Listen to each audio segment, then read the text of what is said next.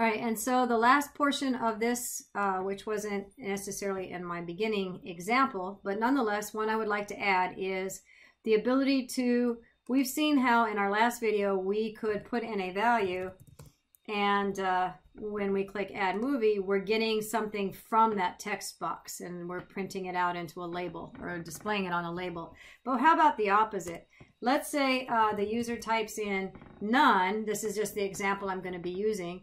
And I'm going to click on Add Movie, and it's kind of hard to see on here, but it's saying you have to choose a movie.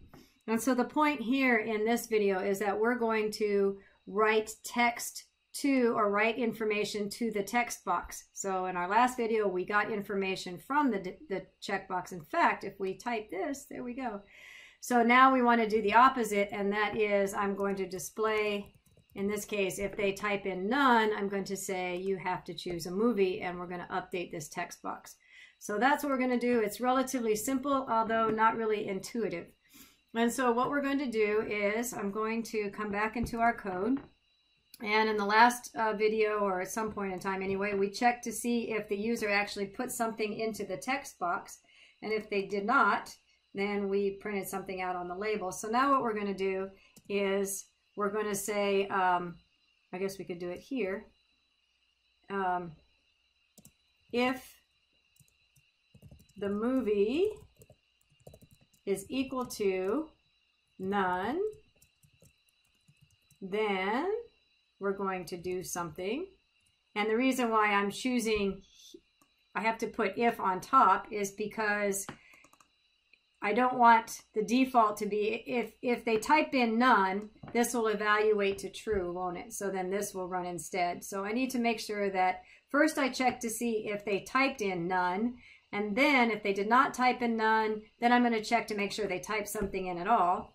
And so this actually then needs to be an elif statement. And so now I need to put something in the none. So the idea here was that if they typed in the word none because they were kind of being a smarty, then we're going to change the text box. And so the way that we're going to do that is we're going to get the name of that text box, which was, I believe, text movie. And it seems like it would just be so simple, and I agree that we could just type in, you know, equals, and then, you know, or type something in, but it's not that easy. It turns out that what we have to do first of all, and this is just some of the requirements of the library we're using, we don't have any choice around this. First we have to delete what's in there. And to delete it, we're going to say not only to delete it, but what portion of it do we want to delete? Well, we want to delete the whole thing. So we have to tell it where to start and where to end.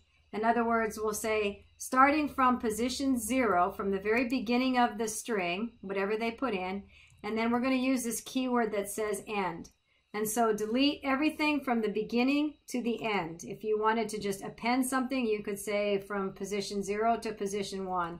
But in this case, we want to delete everything. So we have to use this syntax, and that's going to be first, where do we want to start our deletion from, and where do we want to end the deletion from? And rather than putting in a number, we're just going to use this keyword that's called end. So from the 0 to the very end, delete that. And once that's done, we're going to put in text movie dot, and then this method called insert. And again, the same thing. Where are we going to start? We're going to start at position 0. And then what are we going to put in starting from position 0? You have to enter in a movie. There we go.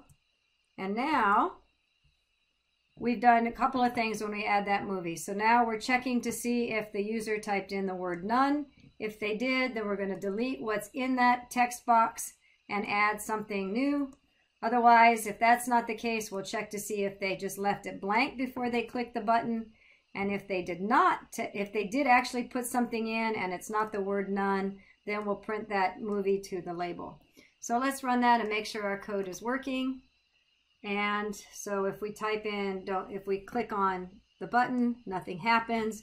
If we type in the word none, then we should get, yes, we got something changed. And now if we click on add movie, since something is in here besides a empty string, in other words, nothing, or the word none, then whatever's in there is going to be printed to our label. So that is how you put strings back into the text field.